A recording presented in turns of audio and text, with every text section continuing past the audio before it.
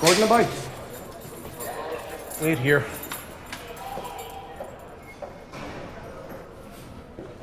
What is it? Want to volunteer for work. Orderly duty. You, the last of the blanket men. Couldn't stick been treated like a criminal. Now all of a sudden you want a skivvy? My wife always said I was a dab hand with a map. No way. Forget it.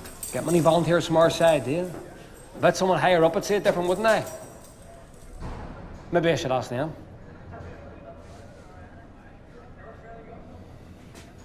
Bring him in here.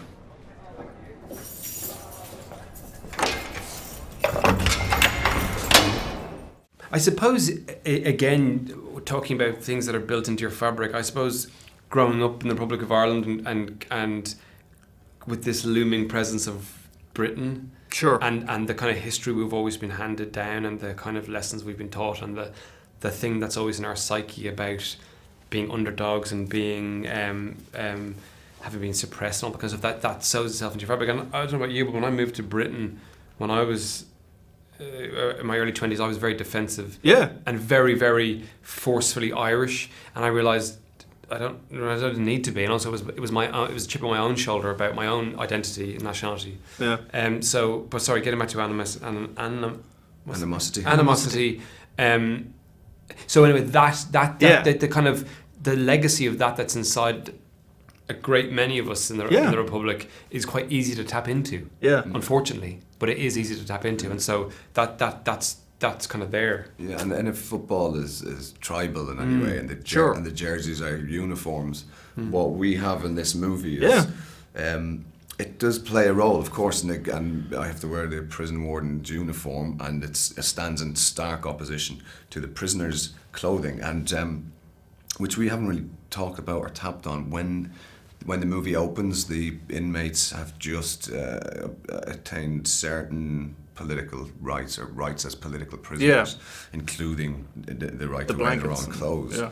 which must have been a massive change in that dynamic and environment. Suddenly, they're more human somehow with their new clothing, and it marks a big shift in the change and the changes that were happening then. Yeah. Actually, on that, because I always wonder, like, with something like this that is so kind of built on, like, internalizing emotions and stuff like that, for you, I mean, does understanding the character come when you put on the uniform and when you kind of shaved your head back and had everything kind of done? Does it come when you actually, see the physical character in front of you, in front of a mirror? Does it come when you're reading the script? Does it come when you're being locked into the jail cell? I think it's very difficult to put your finger on if it's at all quantifiable. Yeah. I think it's more a case of being an aggregate of all of those things that you mentioned, and it's a process. It's all of those things coming together, and ultimately, I guess it's what you see on the final film, in the final edit. It does give you things like costume and haircut and footwear. It really does. It all helps. And it can really, sometimes it can be the kick you need to find something, and sometimes you sometimes, especially in theatre, if you've been rehearsing in a rehearsal room, you're a bit you're kind of slightly struggling to it, and then one piece of clothing you try, all of a sudden you go, oh wow, this has given me a certain physicality or a certain delicacy, and you go, oh okay, now You can lock in and do it. Yeah. But I think for me, working in the prison was a really useful thing. I'm slamming a lot of doors and holding lots of bunches of keys and doing all this. That's something that this man would have done. So you adapt physically to that. So that was a big help for me, Yeah, but with something like this as well, because the fact that, like you say, like there is such an, like I know we're kind of joking about it, but there is a real animosity between these two characters, and the fact that, as you say, like it's in a very dark place and they're banging stuff and they're, I would imagine it's the kind of thing that to get your mind into that headspace, it must be difficult to pull yourself out of it when the cameras stop rolling. I mean, when you're in production, I mean. Yeah, I think the challenge is getting into it when the cameras are Yeah, rolling. sure, yeah. No, off you go back to normality and default Really, settings. Yeah, it's when you're on, you're trying. I mean, that's the job. You're in it, and you have to try and develop that animosity somehow, and we've put so much work into it already that you just hope it's there once the cameras are rolling. Yeah. You kind of there's a certain leap of faith, isn't there? That you have to trust that all the work you've done will be there when you're doing the actual scene. Yeah. How about you, Tom? Yeah, I think it's also working using the other actor as a sounding board and as a responder and you know coming in to the scene prepared emotionally. You know, that can be, and accessing emotion in that way and making sure you've done your preparation. Because sometimes, like, you know, first thing on a Monday morning, you have the weekend off and you're asked to do a really high stakes scene. Yeah. And there's no point in just kind of wandering up and having a cup of coffee and going, I'll give it a try. You know, Yeah. you've got to be, especially when it's a short time frames, you've got to come in Fully prepared and ready to go. Yeah, ready to go. And that does take work, but that's part of the skill. And I think as you become more mature and hopefully more skilled, getting there is easier in terms of accessibility.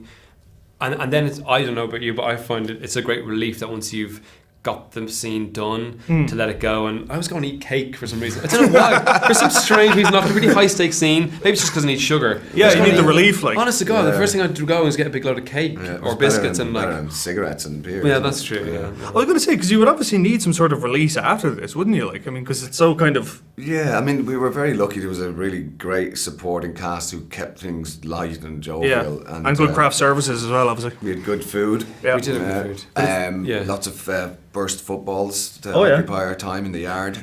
No, it was a lot of fun. And we spent a lot of fun. last Friday on the first week was like the riot scene. We spent the whole day just kicking the crap out of each other. And just kind of like literally for 4 hours just kicking the hell out of each other. And again, in a kind of it was good crack. It was good fun in a kind of a male, kind of stupid, moronic kind of. Yeah, but it's like child's play. You're reenacting. There's 50 lads, and you're reenacting a prison escape. It's kids' play. Sometimes, yeah. Was there any specific, like films that they told you to watch before, on the lead up to it or anything? Like, I mean, like, I don't know, Escape from Alcatraz or... No, lots of paperwork. We got official reports into the breakout, the subsequent investigation conducted by the British prison forces. So we read quite a few kind of academic papers and lots of books, none of which were prescribed. We kind of went seeking them ourselves and then shared our resources. And Stephen's the director and the writer, Stephen Burke, very relaxed about, kind of just lets you alone to your own devices and trusts that you'll have done your homework in all aspects. So we were given a lot of room actually, and that was very well done. I think he cast it very well. I mean, I mean in terms of in terms of us. A similarity of sensibility. We're both very good looking, and but do you know what I mean? There's a kind of a similar. We have a similar, I don't know, energy or something. The way they carried. I think he cast it very well. Yeah, very true. Okay, right. I've got 1 minute left on the clock. What can you tell me? I'm sorry I have to do this, but I'll get shot if I don't ask. What can you tell me, and what can't you tell me about Avengers: Infinity War? I can tell you it's called Avengers: Infinity War. Sure. I can tell you I'm in it. Yeah. Can you tell me the name of your character? I can't. I can tell you it's filmed in Atlanta. Okay. And the big thing I can tell you is that all the big actors that I've been working with are all lovely. And I mean that truthfully. Sure, yeah, okay. Because sometimes you hear stories about actors on sets and pictures. Everyone I've worked with on that set is absolutely gorgeous. Okay. Who shall remain nameless? Who shall remain nameless? The big ones. The big ones. And they're all lovely. That we cannot confirm or deny. Exactly. Okay. Can you confirm or deny anything that he said? I know nothing. He signed a non-disclosure form when I first met him. Every job, even if I haven't done it, I always get my co-stars to sign non-disclosure forms. I'm actually. Are you actually serious? I'm just much better at keeping secrets. I'm in it as well. Are you really? Are you really?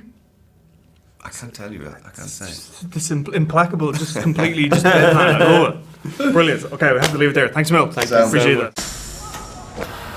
That's it. We're looking at a week today, if you give us a nod. Sorry, lads, we can't. You're joking. Why? Ropes and ladders was never going to work here. I've second-guessed all of that. It spat you as soon as you stuck your head over a wall. If you thought that all along, why didn't you say so before? There's something else on. You do, don't you? We're done here. Oh, come on, you can't do that to Mick. We're all in the same team, lads. And no means no, by the way. So no solo runs, okay?